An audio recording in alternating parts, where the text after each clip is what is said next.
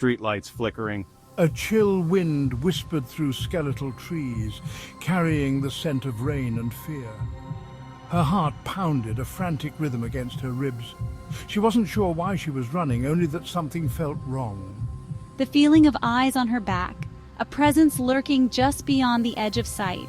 It had started subtly, a prickle on the back of her neck, but now it clawed at her sanity. Turning a corner, she dared a glance over her shoulder. Nothing.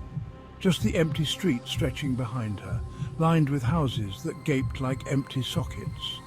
Yet the feeling persisted, a cold dread seeping into her bones.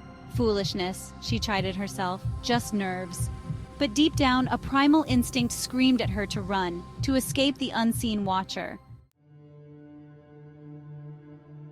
Breath catching in her throat. Her pace quickened. She had to get home, to the safety of locked doors and familiar walls. But the street seemed to stretch on forever, a labyrinth of shadows and whispering wind. Then she saw it. A flicker of movement in the mouth of an alleyway, a fleeting glimpse of something dark and shapeless. Her heart leapt into her throat, a scream building in her chest. The shape shifted, resolving into the outline of a figure shrouded in a heavy hood. Though she couldn't make out its face, she felt the weight of its gaze, cold and predatory. Terror lent speed to her steps. She didn't dare look back, fear lending wings to her feet. The watcher was real, and it was hunting her. Panting, running. Through the maze of streets she ran, her lungs burning, legs screaming for respite. But the thought of stopping, of letting the watcher catch her, fueled her flight. Distantly, she heard the sound of a siren, a beacon of hope in the suffocating darkness. Veering sharply, she cut across a deserted playground, its swings swaying eerily in the wind like ghostly apparitions.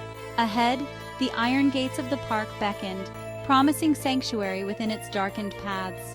If she could just reach it, lose herself in the trees, maybe she could shake off her pursuer. Reaching the gates, she fumbled with the latch, her fingers numb with terror. The sound of her own ragged breathing echoed in her ears, drowning out all other sounds. The gate swung open with a groan and Mia stumbled into the darkness of the park. Leaning heavily against the rough bark of a tree, she fought to catch her breath, her heart pounding against her ribs like a trapped bird. Silence, finally. Silence descended, heavy and absolute.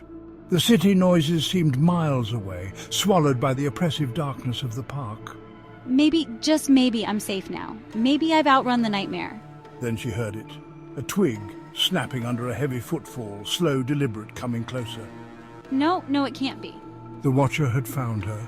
No, please. Panic surged through her, cold and debilitating. There was nowhere left to run, nowhere to hide. She was trapped, at the mercy of the terrifying figure that had stalked her through the night. As the figure stepped into a patch of moonlight, Mia's breath hitched. It was taller than she remembered, its form somehow distorted and wrong.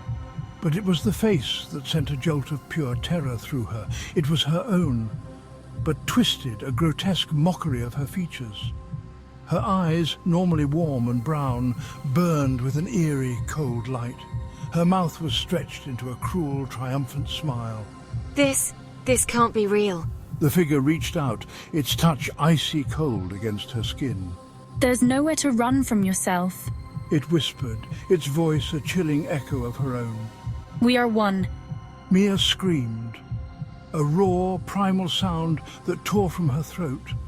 But the sound died in her ears, replaced by a terrifying laughter that seemed to come from within her own head. The watcher had become the watched.